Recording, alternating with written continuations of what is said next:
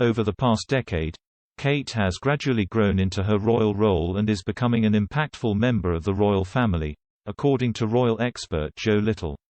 And she is already showing signs she will be successful in her role also when her husband Prince William becomes king, he continued.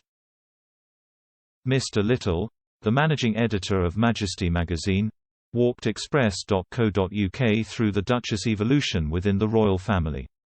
He said, "In the early days after the wedding she was quite low profile.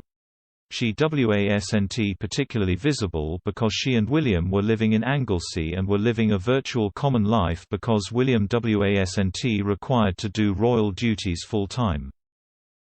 It was a bit like the Queen and the Duke of Edinburgh in the early years of their married life. They could stay out of the spotlight and then take part in major royal events. But then, of course, the Cambridges' children started to come along, and when George started school they all moved back to London. And that's when both William and Catherine became much more active as working members of the royal family. And that's how it has developed from that time. So the Duchess in the following years became much more polished in the way she speaks in public. She is much more confident and accomplished in pretty much everything she does as a working member of the royal family. And she is now perceived as a very good future Queen Consort.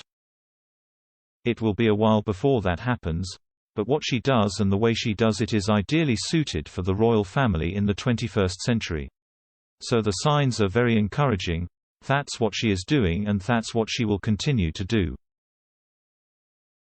Over the past decade, Kate has carried out a growing number of solo engagements and projects.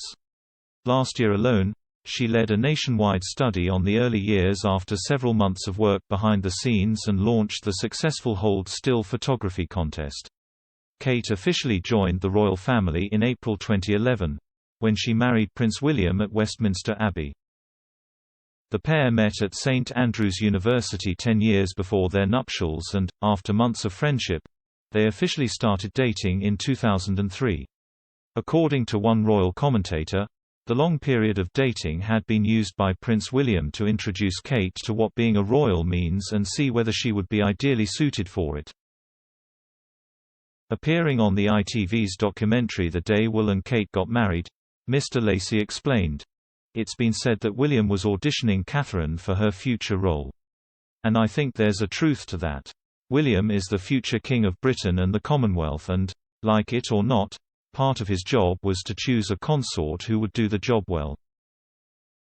As second in line to the throne, Prince William is set to become the heir apparent at the end of the Queen's reign and follow Prince Charles on the throne.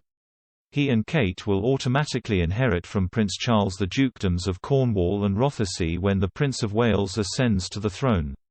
But it will be up to Charles whether or not William and Kate become the next Prince and Princess of Wales. Constitutional expert Ian McMarthan previously told Express.co.uk, "The title of Prince of Wales is not assumed automatically by the heir to the throne, and remains within the gift of the monarch. In the case of Charles, his mother the Queen created him Prince of Wales in 1958.